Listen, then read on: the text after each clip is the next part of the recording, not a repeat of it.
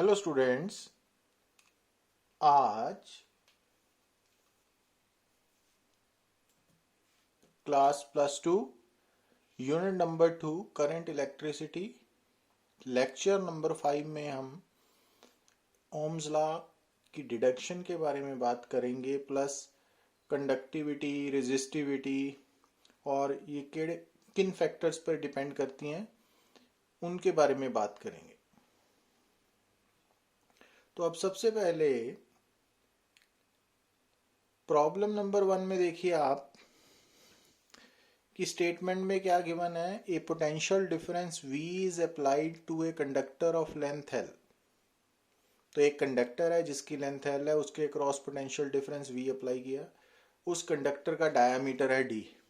How are the electric field, drift velocity, resistance be affected when the potential difference is doubled, L is doubled, length diameter is doubled. तो अब आपको मालूम होना चाहिए कि किसी भी कंडक्टर के अंदर इलेक्ट्रिक फील्ड क्या है, V/L। ठीक है ना, uniform area of cross section. तो अब जब V को डबल करेंगे, ठीक है, चलो पहले बात करते हैं। ड्रिफ्ट वेलोसिटी का फार्मूला है E τ/m। तो वहां हमने इलेक्ट्रिक फील्ड की value from equation A substitute कर दी ना। रेजिस्टेंस का फार्मूला है रेजिस्टिविटी लेंथ ओवर ए, और एरिया πd²/4 है ना, ये बन गया C। तो ये 3 इक्वेशंस बना ली हमने ना। अब जब आप पोटेंशियल डिफरेंस को डबल करोगे तो from equation A electric field भी डबल होगा, from equation B drift velocity भी डबल होगी, फ्रॉम इक्वेशन सी V पे डिपेंडेंट ही नहीं है ना, इंडिपेंडेंट है, तो वो सेम रहेगी। अब सेकेंड पार्ट में जब वो बोल रहा है कि लेंथ इज डबल्ड, तो जो इक्वेशन नंबर ए है, तो इलेक्ट्रिक फील्ड हाफ हो जाएगा क्योंकि electric field inversely proportional to length है। Drift velocity inversely proportional to length है, तो ड्रिफ्ट वेलोसिटी भी हाफ हो जाएगी, और resistance directly proportional to length है तो डबल हो जाएगी। अब जो डायमीटर है, तो electric field and drift velocity वो डायमीटर पे डिपेंड ही नहीं करते। इट मीन्स इलेक्ट्रिक फील्ड भी कांस्टेंट रहेगा, ड्रिफ्ट वेलोसिटी भी कांस्टेंट रहेगी, but are inversely proportional to square of diameter है, तो वो 1/4 हो जाएगा ना। तो इस तरह से हम आंसर कर सकते हैं। अब यहाँ पे देखिए आप प्रॉब्लम 2 में, a wire whose cross sectional area is increasing linearly from its one end to the other is connected across a battery of V volt. Which of the following quantities remain constant in the wire? मतलब इस case में आपको दिया हुआ है कि जो conductor है ना, उसका डायामीटर या area of cross section uniform नहीं है। अब करंट की वैल्यू क्या होगी किसी भी गिवन कंडक्टर में? पोटेंशियल डिफरेंस ओवर रेजिस्टेंस, और करंट डेंसिटी की वैल्यू है करंट ओवर एरिया, और करंट डेंसिटी का इलेक्ट्रिक फील्ड के साथ क्या रिलेशन है वो हमने लास्ट लेक्चर में पढ़ा, J is equal to sigma E and drift velocity is equal to E τ/m। तो ये रिलेशंस हम ऑलरेडी स्टडी कर चुके हैं ना। तो अब जब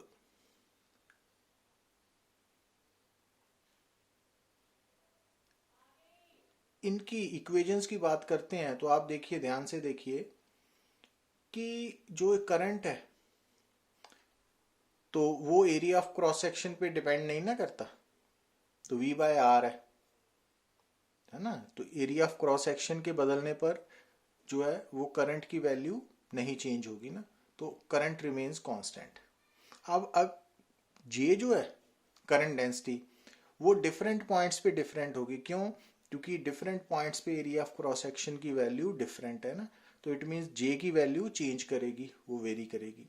अब अगर J चेंज करेगा तो जो कंडक्टिविटी होती है ना, वो भी एरिया ऑफ क्रॉस सेक्शन या लेंथ पे डिपेंड नहीं करती। तो इट मीन्स जब J चेंज करेगा तो इलेक्ट्रिक फील्ड भी चेंज करेगा, और इलेक्ट्रिक फील्ड के चेंज होने पर ड्रिफ्ट वेलोसिटी भी चेंज करेगी। ठीक है, तो इस तरह से हम फाइंड आउट कर सकते हैं कौन वेरिएबल है कौन कांस्टेंट है। अब यहाँ देखिए आप, plot a graph showing the variation of resistance of a conducting wire as a function of its radius, keeping the length of wire and its temperature constant। तो अब यहाँ पे नोट क्या करना है कि किसी भी वायर की जो रेजिस्टेंस है वो ρL/A है, और ए पाई आर स्क्वायर है ना, area of cross section radius पे डिपेंडेंट है। अब जो टेम्परेचर है अगर कांस्टेंट है तो टेम्परेचर पे डिपेंड करती है रेजिस्टिविटी, तो अब यहाँ पर रेजिस्टिविटी कांस्टेंट रहेगी क्योंकि टेम्परेचर कांस्टेंट है और एल कांस्टेंट है फॉर ए गिवन वायर, तो it means resistance is inversely proportional to R square. तो इट मीन्स आर के बढ़ने पर आर, कैपिटल आर की वैल्यू कम होगी ना, तो वो ग्राफ की वेरिएशन आ रही है। अब ऐसे ही जब हम प्रॉब्लम नंबर 4 में देखते हैं तो आप क्या नोट कर रहे हो कि ये दो डिफरेंट मेटेलिक वायर्स के लिए आईवी ग्राफ्स हैं ना, तो आईवी ग्राफ की स्लोप क्या बताती है आपको, रेसिप्रोकल ऑफ रेजिस्टेंस। तो इट मीन्स यहाँ पर स्लोप किसकी ज़्यादा है, एक्स की स्लोप ज़्यादा है, तो रेजिस्टेंस एक्स की कम होगी, तो R X is less than R Y. अब रेजिस्टेंस किस पे डिपेंड करती है, रेजिस्टिविटी लेंथ ओवर एरिया। अब यहाँ पे क्या गिवन है कि एक्स और वाई दो वायर्स की जो लेंथ है वो भी सेम है, डायामीटर भी सेम है। It means length and area of cross section दोनों का सेम है, तो इट मीन्स क्योंकि रेजिस्टेंस एक्स की कम है वाई से, तो रेजिस्टिविटी भी एक्स की कम होगी वाई से।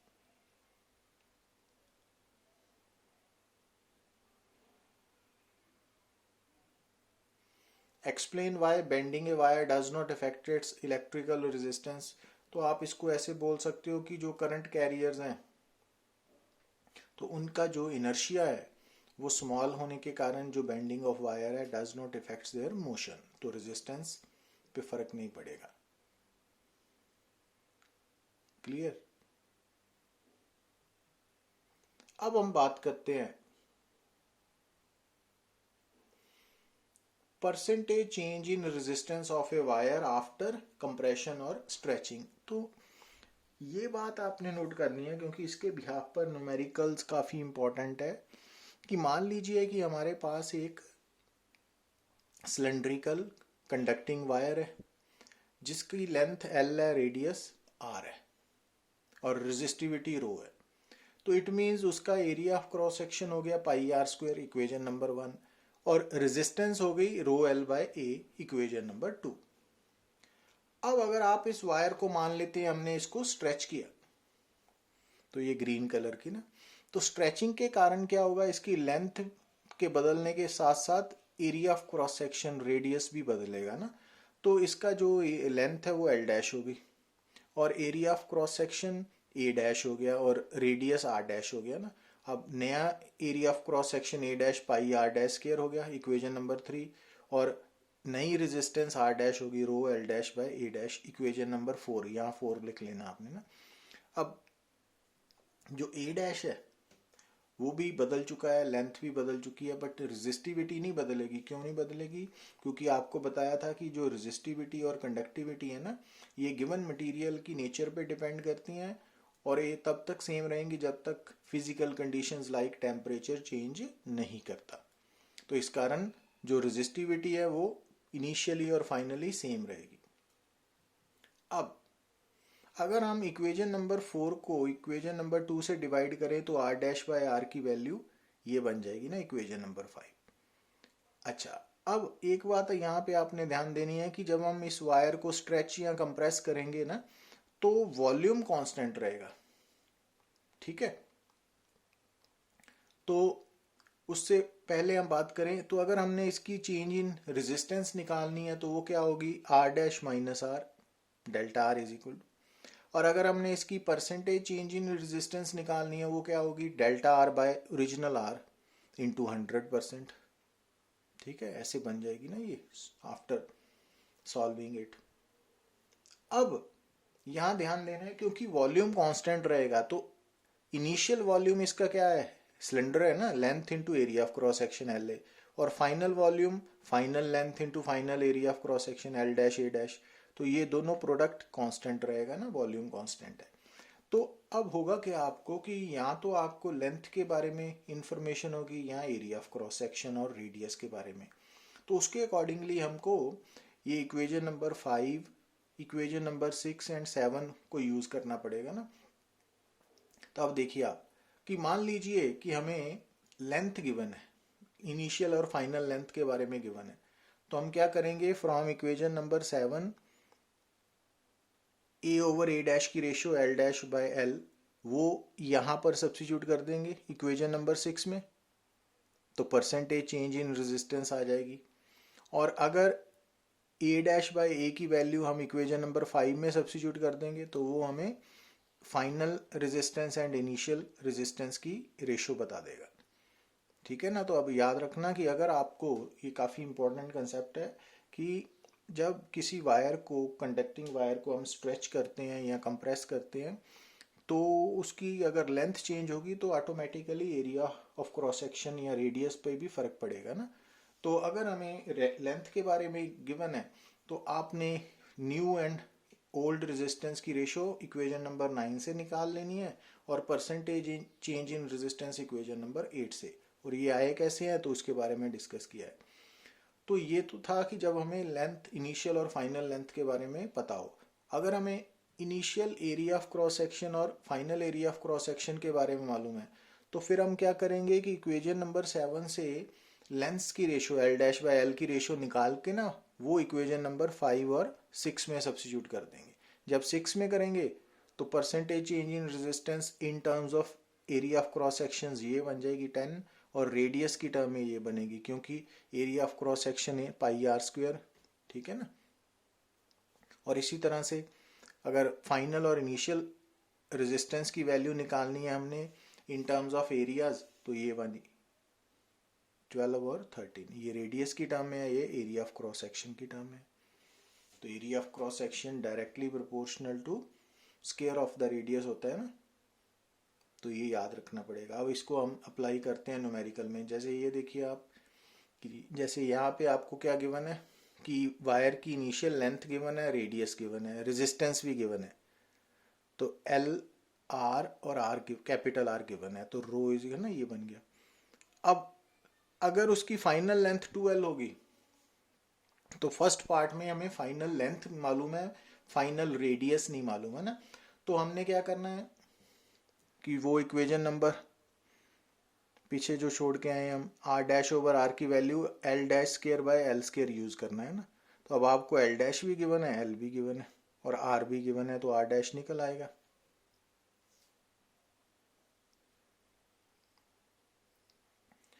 और यहां पर आपको इनिशियल रेडियस और सेकंड पार्ट में फाइनल रेडियस मालूम है ना। तो सेकंड पार्ट में आपने क्या करना है, new resistance over old resistance की ratio old radius raise to power 4 over new radius R dash raise to power 4 करके ना वहां से निकाल लेनी है। अब ये फार्मूलाज हमने पीछे सीखा कैसे बनाए गए थे ना। तो ये इंपॉर्टेंट कंसेप्ट है, यहाँ पे आपको टाइम डिवोट करना पड़ेगा।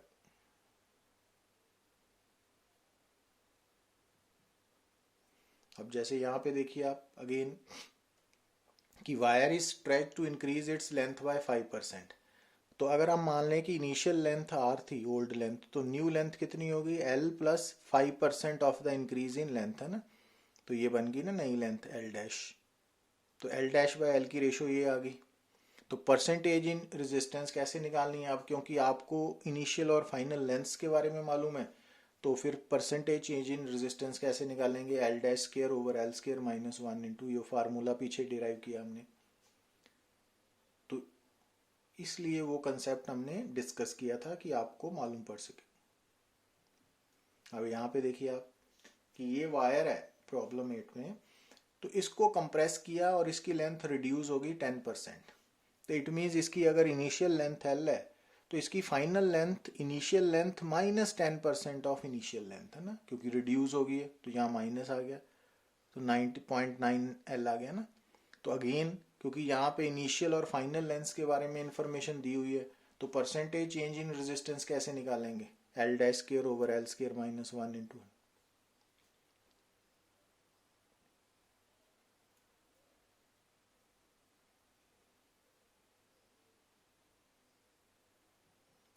अब अगर हम बात करते हैं डिडक्शन ऑफ ओम्स लॉ की, तो ओम्स लॉ को डिराइव करना, तो उसके लिए हमने क्या कंसीडर किया, एक सिलेंड्रिकल कंडक्टर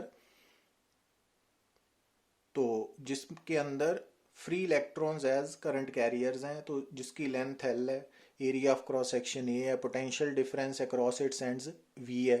तो अब electric field within the conductor E क्या होगा, V by L, equation number 1।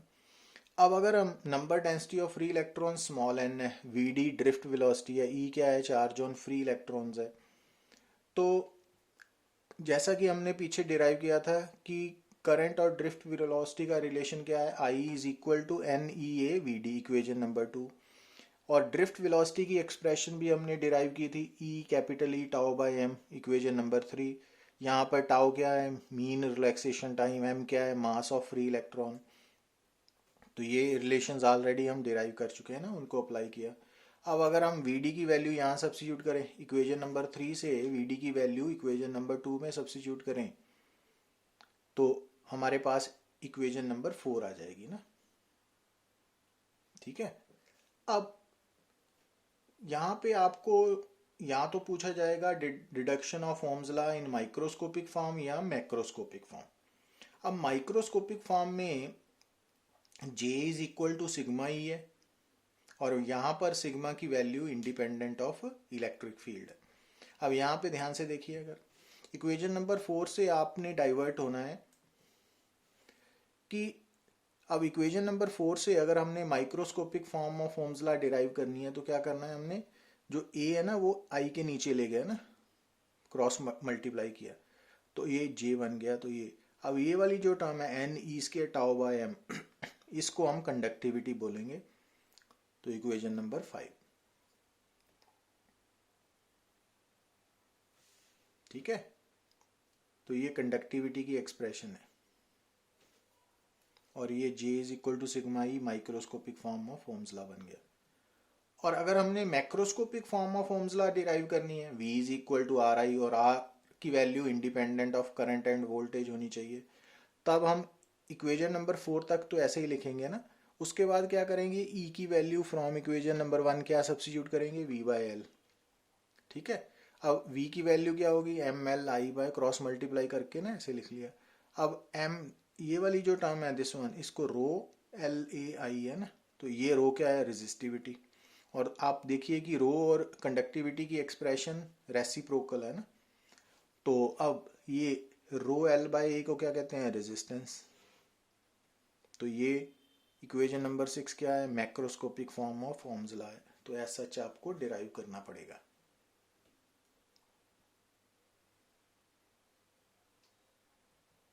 अब वेरिएशन ऑफ, ये भी इंपॉर्टेंट टॉपिक है कि variation of resistivity with rise in temperature, या चेंज इन टेम्परेचर भी बोल सकते हैं आप। जैसा कि हमने पीछे पढ़ा कि जो कंडक्टिविटी है और रेजिस्टिविटी है उसकी एक्सप्रेशंस हमने डिराइव की, तो डिडक्शन ऑफ ओम्स लॉ वाले आर्टिकल में। तो वो आर्टिकल अगर आपको कोई बोले कि derive an expression for conductivity और रेजिस्टिविटी, तब भी आप वही आर्टिकल डिराइव कर सकते हो। अब यहाँ पे रेजिस्टिविटी का फार्मूला क्या है, M over N E square tau. अब इस फार्मूला में एम क्या है, मास ऑफ फ्री इलेक्ट्रॉन या करंट कैरियर, और एन क्या है, number density of current carriers, E क्या है, charge on current carrier, tau क्या है, मीन रिलैक्सेशन टाइम। अब इन चारों फैक्टर्स में से ध्यान से देखिए आप कि अगर टेम्परेचर चेंज होगा, राइज करेगा, तो ना तो मास ऑफ इलेक्ट्रॉन या करंट कैरियर, ना ही charge on current carrier change होगा, कांस्टेंट रहेगा ये तो। मगर जब हम मेटल्स की बात करते हैं, तो मेटल्स के केस में जैसे मैंने पहले भी बताया कि जो नंबर डेंसिटी है ना, एन, स्मॉल एन की वैल्यू, वो ऑलमोस्ट कांस्टेंट रहती है। तो इट मीन्स मेटल के केस में एम एन ई ये तीनों कांस्टेंट हो गए ना। अब टाउ है, तो टाउ की value with the rising temperature decrease करती है, ठीक है ना। तो इट मीन्स इक्वेशन नंबर 1 के अकॉर्डिंगली रेजिस्टिविटी विल इंक्रीज, और अगर रेजिस्टिविटी इंक्रीज करेगी तो जो कंडक्टिविटी रेजिस्टिविटी का रेसिप्रोकल है वो डिक्रीज करेगी। तो यहाँ से हमने क्या सीखा कि with the rise in temperature metals की रेजिस्टिविटी बढ़ती है, कंडक्टिविटी कम होती है, और ये उसका ग्राफ है। और क्यों कम होती है या बढ़ती है, रेजिस्टिविटी क्यों बढ़ती है with the rise in temperature, conductivity क्यों कम होती है with the rise in temperature. और अगर टेम्परेचर कम होगा तो रेजिस्टिविटी डिक्रीज करेगी, कंडक्टिविटी इंक्रीज करेगी ना, उल्टा हो जाएगा। तो उसका कारण है कि जो रिलैक्सेशन टाइम है वो डिक्रीज करता है तो रिलैक्सेशन फैक्टर डोमिनेट कर रहा है यहाँ पे मेटल्स में। अब क्योंकि resistance rho L by A है तो means directly proportional to resistivity है, तो इट मीन्स मेटल्स के केस में with the rise in temperature अगर रेजिस्टिविटी बढ़ेगी तो रेजिस्टेंस भी चेंज होगी, बढ़ेगी, इंक्रीज करेगी, तो कंडक्टेंस कम होगी, है ना। तो ऐसे सीखना है आपने। अच्छा, अब मेटल्स की एग्जांपल यहाँ पे लिखी हुई है, सिल्वर, कॉपर, आयरन, तो ये आपको मालूम ही है। अब अगर सेमीकंडक्टर्स के बारे में बात करें तो सेमीकंडक्टर्स के केस में क्या होगा कि जब आप टेम्परेचर को इंक्रीज करोगे ना, तो जो एन है, नंबर डेंसिटी है, वो इंक्रीज करेगी बाय लार्ज अमाउंट। ठीक है, तो with the rise in temperature जो नंबर डेंसिटी है एन, वो इंक्रीज करेगी by large amount in case of semiconductors, but relaxation time tau जो है वो डिक्रीज होगा। अब इनमें से एन वाला फैक्टर जो है ना वो डोमिनेट कर रहा है, और डोमिनेट करने का मतलब है कि क्योंकि एन रेजिस्टिविटी के एन रेसिप्रोकल है, इन्वर्सली प्रोपोर्शनल है ना, तो रेजिस्टिविटी एन के इन्वर्सली प्रोपोर्शनल है या एन रेजिस्टिविटी के इन्वर्सली प्रोपोर्शनल है। इट मींस अब यहाँ पे सेमीकंडक्टर पे एन डोमिनेट कर रहा है। अब एन पे क्या इफेक्ट हो रहा है राइज इन टेम्परेचर का, कि टेम्परेचर के बढ़ने पर एन की वैल्यू इंक्रीज कर रही है, तो इट मीन्स रेजिस्टिविटी डिक्रीज करेगी। तो इस कारण जो सेमीकंडक्टर्स हैं उनकी जो रेजिस्टिविटी है वो डिक्रीज करती है with the rise in temperature, और conductivity will increase with the rise in temperature. और ये ग्राफ है फॉर सेमीकंडक्टर्स की रेजिस्टिविटी एंड टेम्परेचर का ना। और जैसा कि हमने देखा कि रेजिस्टेंस क्योंकि रो एल बाई है, तो जब रेजिस्टिविटी सेमीकंडक्टर की डिक्रीज करेगी तो रेजिस्टेंस भी डिक्रीज करेगी with the rise in temperature, और अगर टेम्परेचर फॉल करेगा तो रेजिस्टिविटी या रेजिस्टेंस इंक्रीज करेगी सेमीकंडक्टर्स की। और सेमीकंडक्टर्स के नाम लिखे हुए हैं सिलिकॉन, जर्मेनियम, ठीक है ना।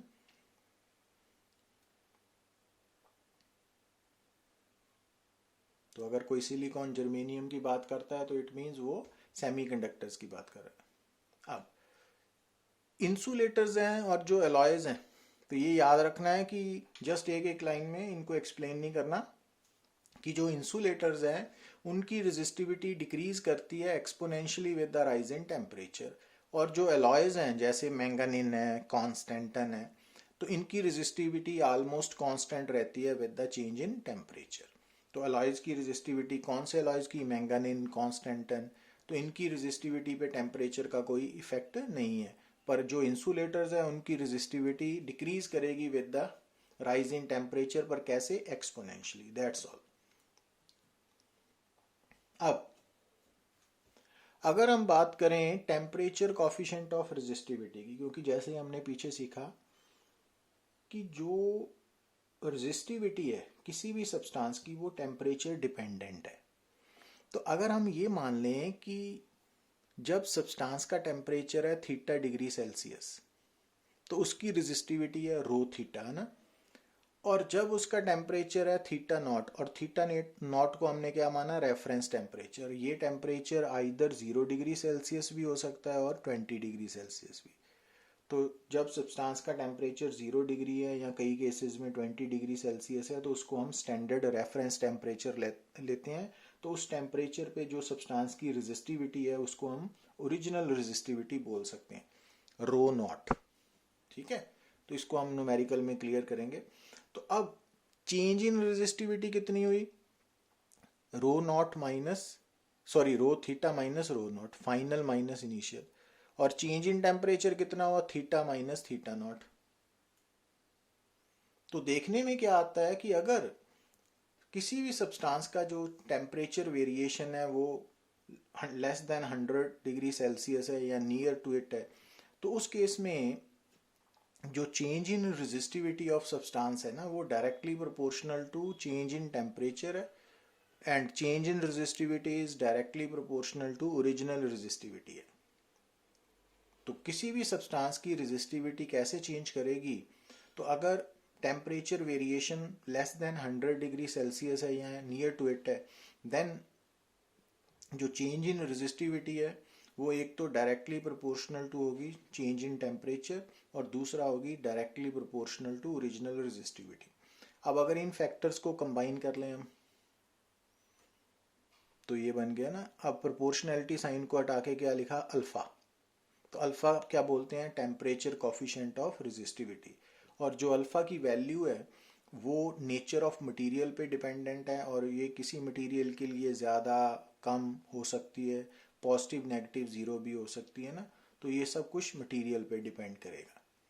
अब अल्फा को कैसे डिफाइन करेंगे, तो alpha temperature coefficient of resistivity कैसे डिफाइन होगी, change in resistivity per unit original resistivity per unit change in temperature. और अगर हम इसके यूनिट की बात करें तो इसका यूनिट एसआई बनेगा पर केल्विन और सीजीएस बनेगा पर सेल्सियस डिग्री। ठीक है, जो एसआई है वो तो बनेगा पर केल्विन, और सॉरी जो दूसरा यूनिट है सीजीएस नहीं, तो जो सेल्सियस स्केल में इसका यूनिट बनेगा पर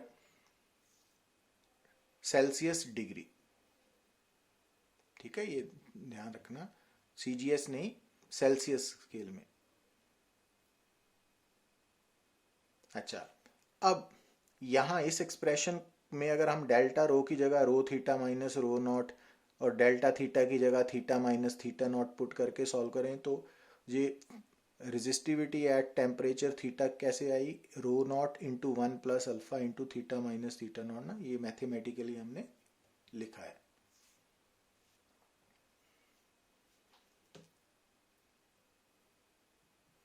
अब एक और बात कि ये हम बात कर रहे थे रेजिस्टिविटी के बारे में, है ना। अगर हम ये मान लें कि टेम्परेचर के चेंज होने से जो कंडक्टर की लेंथ है या रेडियस है उस पर कोई ज़्यादा इफेक्ट नहीं हो रहा, तो उस केस में हम ये बोल सकते हैं कि हम यहाँ पे रो थीटा रेजिस्टिविटी को रेजिस्टेंस के साथ रिप्लेस कर सकते हैं।